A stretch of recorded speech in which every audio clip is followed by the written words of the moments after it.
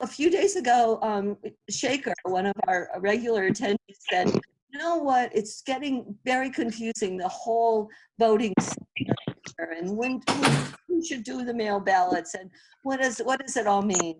And so he suggested that we invite Pam Powers, our city clerk, to this circle meeting. So I did, and Pam and I have a staff of 2 years. I respect her so much. She's done an outstanding job as city clerk for the last 3 years. Previously, she was the assistant to the city councilors, and we're all in agreement that it's really glad she's not doing that right now with the controversies that are every other day, 2 o'clock meetings in the morning.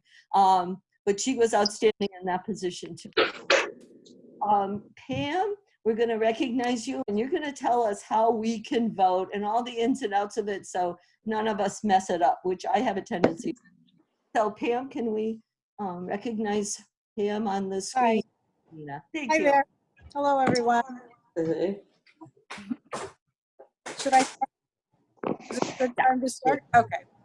So first of all, let me say that this is going to be a very challenging year for the behind the scenes activities that are associated with voters. We're here for the voters. We plan to make every accommodation that we possibly humanly can to get people to have their opportunity to vote however way that they want to vote. Okay, so that's the most important part of my message that I'd like to get across. So if people are feeling that they feel comfortable voting by mail, I certainly encourage that. However, we are also going to be having early voting, and we are going to be having in-person voting the day of the election. And I'll run you by some dates in a few minutes. But the early voting period will be before the primary as well as the general election. So there'll be an opportunity for people to vote in any way that they used to be able to do in the past. What's different for us, as you probably know, is that every registered voter in the state got a postcard from the Secretary of the Commonwealth's office. If they didn't receive a postcard, it's probably because of one of 2 reasons. First, they had already submitted an application back earlier in the year in March, and we put in an early vote or an absentee vote request for them already. So the state wouldn't have sent folks postcards if they already saw in the system that they were scheduled to receive one. The second reason would be because a person hasn't registered to vote. Okay, so we've got quite a few registrations that we're working on every day. We get about 50 or 60.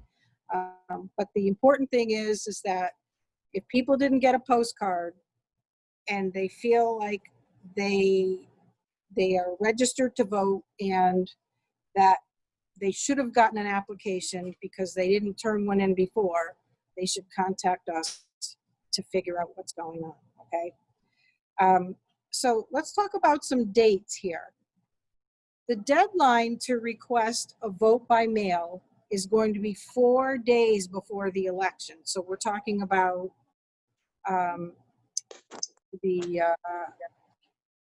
for the September election, it will be August 26th, will be the last day that you can order a vote by mail ballot. That's different. It used to be the day, 12 noon, the day before the election.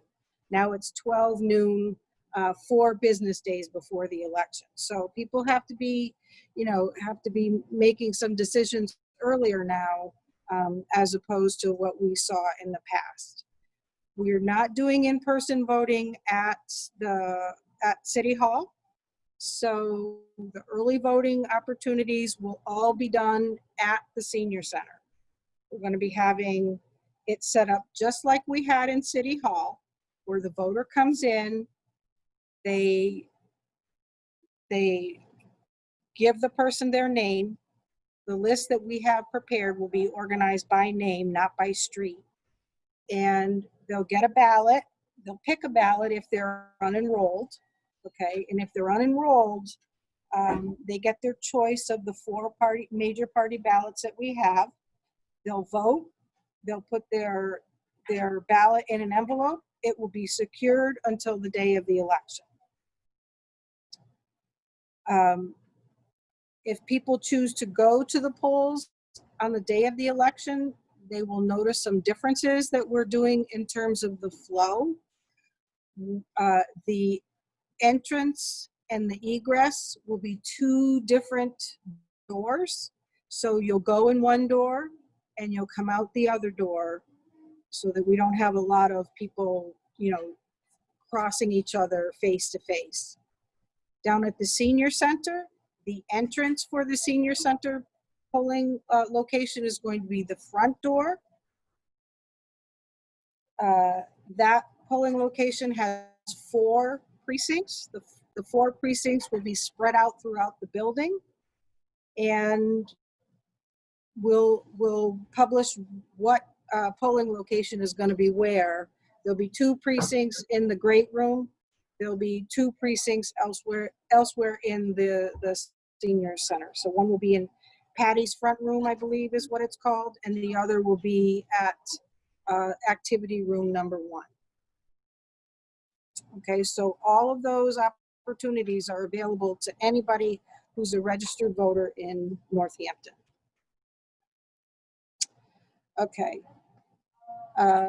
For the primary, the ballot has to be back the day of the election. And we, in addition to being able to walk it in or mail it in, we are also going to have a secure drop box. It's actually a drop box that's already in place. It's anchored to the railing right outside the back door of City Hall. So people will be able to drop their ballots in that drop box in addition to mailing or showing up on the day of the election. Okay, so that's different. That's also part of the new legislation. Before you had to hand it, and it had to be handed to a person. We, however, are required by law to maintain the chain of custody for that ballot. So it will be only myself or one of the designated individuals in central services to open up that box and hand the ballot directly to one of the city clerk staff. So we're still obligated, we're still on the hook for all of those things related to the chain of custody for any ballot that's dropped off or handed to us through the door or whatever the case may be. So in terms of eligibility, normally we see the absentee voting that we have 3 reasons that people could vote absentee. If they were out of the city, if they had a religious reason, or if they had a physical disability that prevented them from going to the poll. In addition, if someone has a self-quarantine requirement, or they're concerned about the implications of going to the poll due to the COVID-19 outbreak, they are deemed qualified to be able to request an absentee ballot.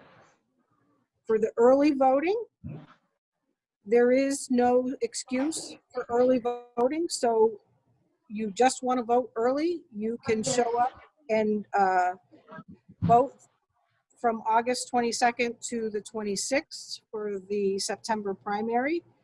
And it's October 17th through the 30th for the general election.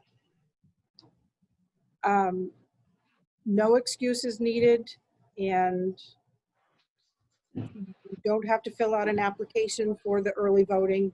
You do for absentee, and you do have to give us your signature on a form if you request us to mail you a ballot. So let's talk about signatures. We've got some tech savvy individuals out there who can download the form and fill it all out using their computer. But then when it comes to their signature, they use a printed font from their computer. So a fancy script font, for example. They will probably more times than not find that their application will be rejected. So even though they signed the bottom of the ballot, their signature has to match, or to some degree, their signature that they have on file through the Registry of Motor Vehicles or their voter registration card that we have here in the office. So I've been working very hard, if there is a rejection, to get to people to let them know that they still have time to fix this. Some of the applications have been coming in without a signature. We have to reject those as well. So it's important that when you send us the application, you complete it, that you sign it, and that it is your signature or matches your signature that we have on file. So let's see.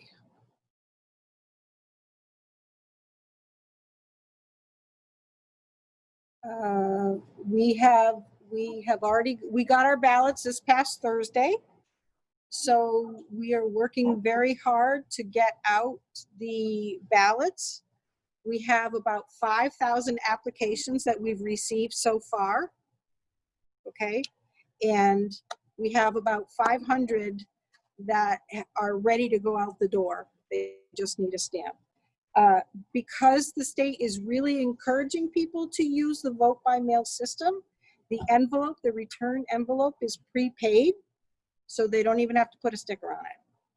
They just have to put it in the mailbox, and it's already pre-addressed to us. So once they put it in the mailbox, and we receive it from the post office, then they would not have the opportunity to go to the polling location on the day of the election.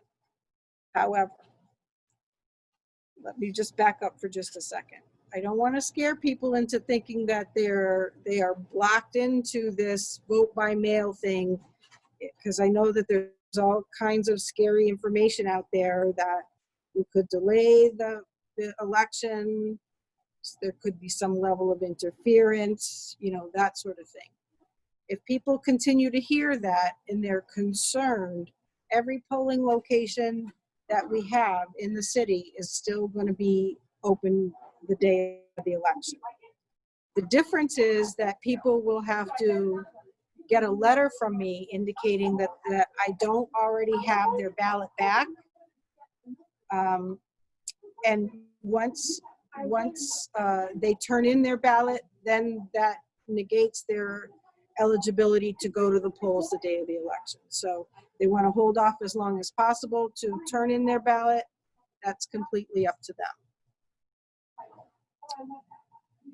What was the early voting date for the November election? The early voting dates are October 17th through October 30th. Those include Saturdays and Sundays, and I'll give you the hours if you're ready to write some of these down. Monday through Friday, for the early voting days, the hours will be 8:30 to 4:30 down at the Senior Center. On Saturday, the hours are going to be 8 a.m. to 12 noon. On Sunday, it's going to be 12 noon to 4 o'clock in the afternoon.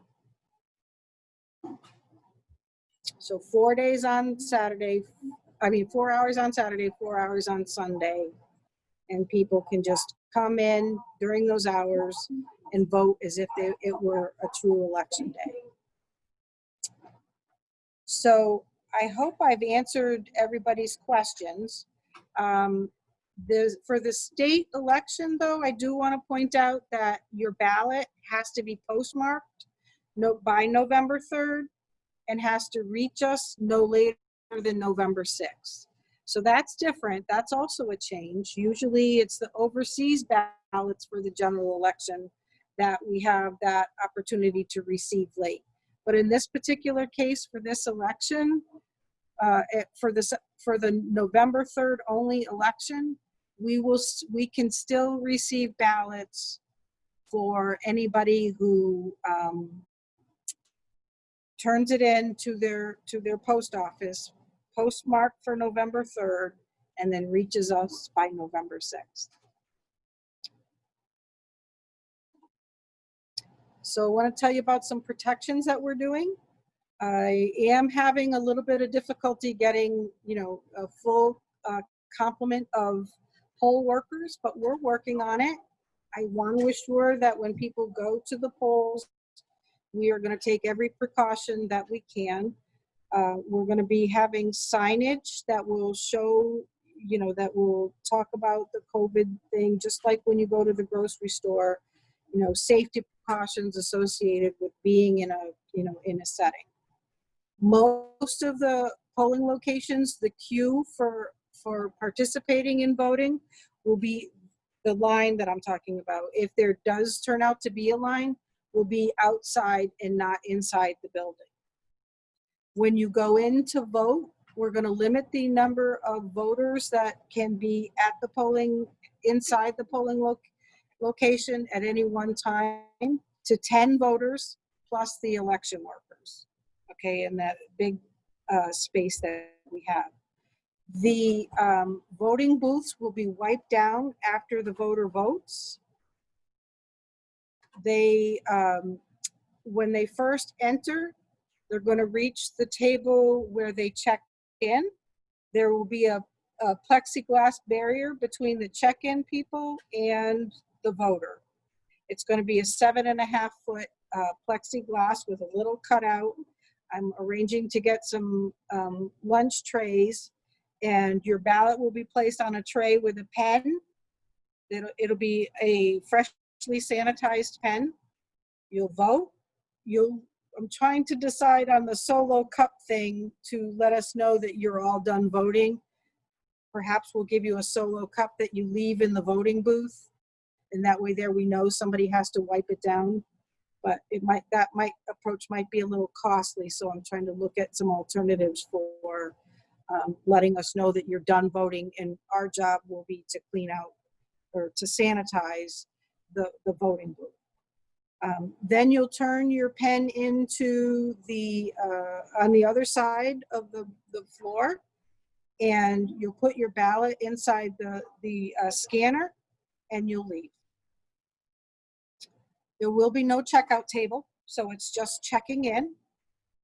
And for people who are unenrolled, as I mentioned earlier, they'll have their choice of the 4 popular party ballots: the Democratic, Republican, Green Rainbow, and Libertarian. I'd like to say that once the voter has made their choice, and we've documented it in our book, they are not eligible to ask for a different party ballot. So they need to come to the polling location prepared for which ballot that they would like to vote on. So the ballots themselves are posted. I strongly encourage people to look at the postings, okay, just to ensure that when they go to the table to request a ballot and they get the ballot, they're not disappointed with the fact that their candidate is not on the ballot that they thought was on that ballot, that sort of thing. We cannot inform the voter. Let's say I want to vote for Joe Comerford. We could not tell you which party ballot Joe Comerford is on. Okay, so that's the kind of thing that it is expected that the voter come to the polling location informed and prepared to vote. We cannot help them in that way. For the November election, there will also be questions. Everybody should be getting their red book that the state sends out for every general election when there are questions, and it should give the pros and cons of each for each question, and the voter has to be prepared to make a decision. The poll workers cannot help the voter to make a selection of what how they should vote. So the workers will also be supplied with masks, gloves. There will also be a hand sanitizing station available for the poll workers as well as the voters. And we will have a small supply of masks on hand if someone forgets theirs. Certainly, we want to be sure that people come to vote. That's the most important part. But if they forget their face mask, we will be trying to ask them to stay, to try and abide by the city requirements, which is that everybody wear a face mask in public. But we do recognize that there are some people that can't. They will not be turned away from their polling location. I'll be working with the wardens to identify a process so that they are indeed allowed to vote at the polling location. So that's it. That's all I have for you. I hope I didn't, did I take up too much time here? Do you have any questions? Thank you so much. And I think of watching the MSNBC or any of those newscasts and see all of those issues that people have in other parts of this country to vote. I can't thank you enough for really making sure that every T is crossed and every I is dotted. You've done an outstanding job, Pam, and I'm just very, very grateful to have all these options out there and feeling safe. We have a few questions, a few comments that are really interesting. And I think the other thing, what I might do too, is besides the questions, we have a full, I can see everyone and hands raised. So that's usually because usually that's the way we respond, because it's usually within 50 people and I can see hands and it's an easier way to communicate. So I think I might just ask some of the people that ask these questions to ask them themselves. And Judy Lee was first. Can you unmute yourself, Judy, and ask the question? Well, I thought that you said that there were going to be 4 precincts at the senior center for early voting, and there's 7 precincts and more than 7 actually voting places. So did you mean there's going to be 4 stations and it's alphabetical or something? It's not by precinct? Right. So the senior center is going to be used for the early voting period, which Right. is the August 22nd through Yeah. the 26th. Yeah. And all polling precincts, for anybody that votes or that wants to vote early, all polling precincts will be at that one location. Okay. Because I thought you said 4 precincts, but maybe. So on election day, the senior center houses 4 of our polling precincts. So the difference between early voting as a practical matter is that all of the polling locations go to one building, and the lists are set up a little differently. So there will be a list that's organized by name instead of by street. So when you go in, you will tell the poll worker what your name is, regardless of what precinct that you're in. I see. Okay. And then you fill out an envelope. We determine, or you can tell us what polling precinct that you normally vote in, and we then take the ballot back from you after you voted on it. It doesn't go in the machine during early voting. Okay, you just fill out an envelope, seal it up when you're done, hand it back to us, and then the day of the election, those early voting ballots go to the polling precinct. Oh. So all of the stuff about it's one location that gets spread out to 14. All of that stuff is done behind the scenes at some point Okay. after the close of All right. the day. Thanks. Thank you. Thank you. There was another question by Catherine Baker. Catherine, do you want to ask, she needs a clarification on something? Is Catherine still here? Okay, let me, I'll find the question, and in the meantime, Catherine Baker asked everyone, can you just review how we apply for a vote by mail ballot? I know that you've gone through it. Can you say it in 5 easy words? You can call to request an application, but you should have already received one directly from the state. Sign it, fill it out, and mail it back to us. You can drop your application down, behind City Hall in our drop-off box. You can email it to us, or you can fax it to us. So if you fax, the fax number is 413-587-1220. If you email us the application, we have a dedicated email address. It's voting@northamptonma.gov. And we check that on a regular basis to get the applications, that way as well. Okay, thank you. Now let's see, Lynn, would you like to ask a question? You had a concern about detailed information going out. Lynn, are you here? Yes, I'm sorry. I just had to get myself off of mute.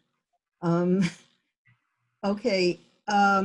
Yeah, I was saying I didn't like that there's a postcard. I was a little late. I apologize for the meeting.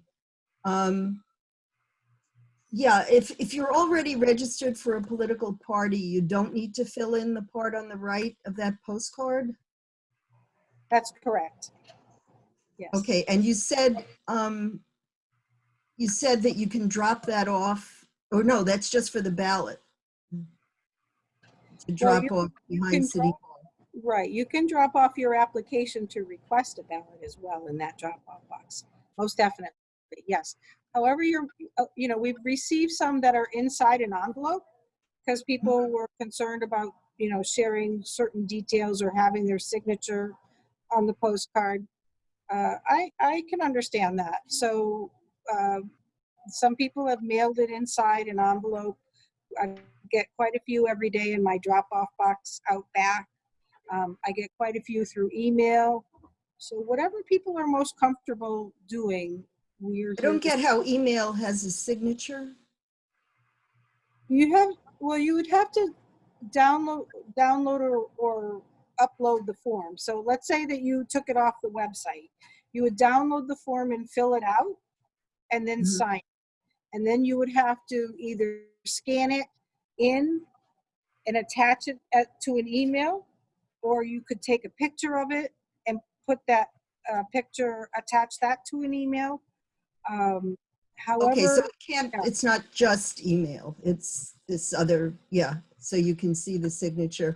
Is there any advantage to doing, if it's because of COVID, is there any advantage to an absentee versus a mail-in? For all practical purposes, it's the same thing. When pre-COVID, when we had early voting and absentee voting at the same time, if somebody came into the office to vote, during the early voting period, I would have them early vote without an application, so they just stood in the line, filled out their envelope, and it's all for all practical purposes. There's no difference between early voting and absentee voting. And in fact, the state used to send us 3 ballot types. One was for early voting period, the other was absentee period, and the third was for election day. This time, the ballot says EV/absentee. So they've combined them all together. Okay, and one last question. Are the dates the same as early voting at the senior center for getting those in? Are the dates the same? So the early voting, let's see, you can vote by mail early. You can show up and vote in person, and that's what's happening at the senior center. Right, but I mean, are the dates that when you mail it in, are the dates the same? Okay, so that has changed. In the past, we were only allowed to mail you an early vote ballot during the early vote period, but now they changed that. So as soon as we get the ballots, we're able to mail them out to people. And they can be sent in whenever, Anytime. as long as it's before the election. Yes, yes. For the September 1st election, the deadline is by the close of the polls on election day. And they have to come back here. They can't go to the polling location. Yeah. Thank you. But I can tell you pay attention to the things about elections, because not a lot of people know that early vote ballots can only be sent out during the early vote period. But the election law did change about that, so I'm glad too, because it gives the voter more time to respond to their ballot. So thank you. Thanks for the question. Rachel gave a few links that are very interesting that you all might be interested in the chat. So please check it out when you have a chance. Diane, you had a question. Are you still around to you asked, could you talk about the absentee ballots, dates and process? And we kind of went into that, but I want to know if you still have any more questions. I do. So I know I'll be in town for the first election. The second election, well, I may not be. And so would I need, I'm trying to think how to get, would I ask for an absentee ballot in that case to be mailed to the place that I'm going to be? Or, I mean, I may not, let's see, I'm trying to figure. I mean, I may not even be here for the early voting part. Right, So, so that's a question. If you know where you're going to be, yeah. then as soon as you can, send in an absentee ballot for that election, we will enter it into the system. If you don't know where you're going to be, as soon as you arrive, I recommend that you either bring the application with you or download it when you're there and mail it in right away, alerting us to the address where you're going to want to have it received. So so you actually triggered another thought that I had. If people have indicated that they want all ballots this year, we're entering in your applications that way. So if you change it, so the state is going to do another round of sending out postcards, and that second round is going to go just to people who have indicated that they only wanted the September ballot, or they didn't respond to the first request.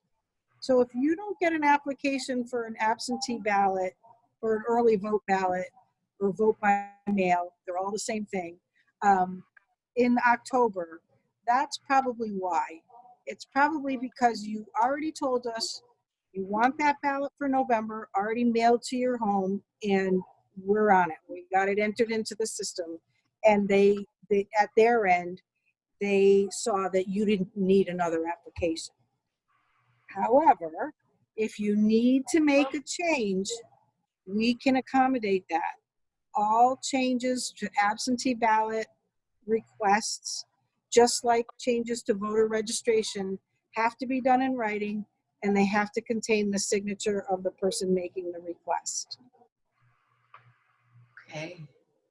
So wherever you travel to, I wish I was going with you, but let us know as soon as you can, and we'll get it entered into the system. And then, but it's better for me to, like, So I would get it soon enough, like possibly before I leave, to just send it in then? Or would it be better? You said I can download it? Well, you're talking about the application No, the or getting the ballot? actual ballot, if I put in an application. Right, so once you put in that application, as soon as I receive the ballots, we're gonna start sending them out. Even for the November. Yes. yeah, Okay. But we won't know what's going on that November ballot until we get through the state primary, right? Because Right. winners of that are going to be the ones that get put on the November ballot. So what happens, get the ballots, I will mail them out as quickly as I can, and you will have up to November 6th in order to get me the ballot back.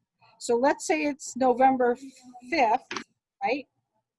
November 5th, and you remember that you didn't mail back your ballot and you overnight it to me, I wouldn't be able to count that because it has to be postmarked by 12 midnight on the day of the election in order to be counted. Okay, so postmark is important, and getting it to us is equally as important by those deadlines. Thank you. If for some reason we have to reject your ballot, and for whatever reason we do send out rejection notices so that you know what happened, and it will state whatever the issue is. I sent probably about 25 of them for the March 3rd election because we received them too late or for whatever reason. So. Right. Thank you. I see a couple hands, and then I think I'll let you go to work because it sure sounds like you've got a lot on your plate. Greta, what would you like to say? And then we'll ask David for his question. Oh, Greta needs to be unmuted. Yeah, can you hear me now? Okay, well, all right. We'll listen to David first because he's unmuted, and then we'll figure out how to unmute Greta. Yes, David, ask your question, please. Yeah, we can hear you. Okay. Yeah. I'm a poll worker, and I was just wondering if there's what the system will be to to process the ballots on election day. I know before it seemed like that they would be kind of like, pushed through the system in between other voters. So it seems like we're going to have a lot more of those to deal with. And do we have any plan in place for that? Yes, for the September election, I'm not making any changes to the process. And it's the reason why I'm not making any changes is because I want to be sure that if I do make a change, that it's well communicated and that people understand what that change is going to be. The state is allowing us to enter in ballots into a ballot box ahead of time. I would prefer not to use that approach because I really want to keep the normalcy of the precinct activity pretty much the same. We'll open the polls, we'll close the polls, that sort of thing. But so for the most part, I don't want to make any changes. If I see after, I don't expect that we're going to have the same activity level for the September election that we're going to have for the November election. So if we see that even the September election was a tough thing to handle, then I will go ahead and recommend to the Board of Registrars that we make a change to the process. Because I think the November, I am anticipating that we'll get about 65 voter turnout for the September election, and I'm expecting well into the 90% voter turnout for the November election.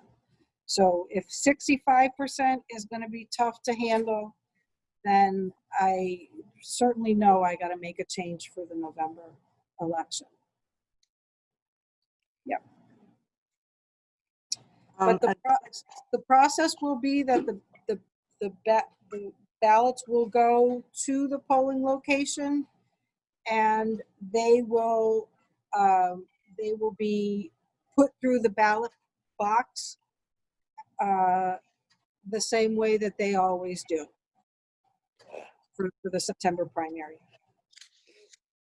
Thank you. Greta, and I think that might be it because we still have to listen to our 2 city councilors here too. Okay. Greta, Oh, you want me to speak? Can you hear me? I we can hear can. Okay.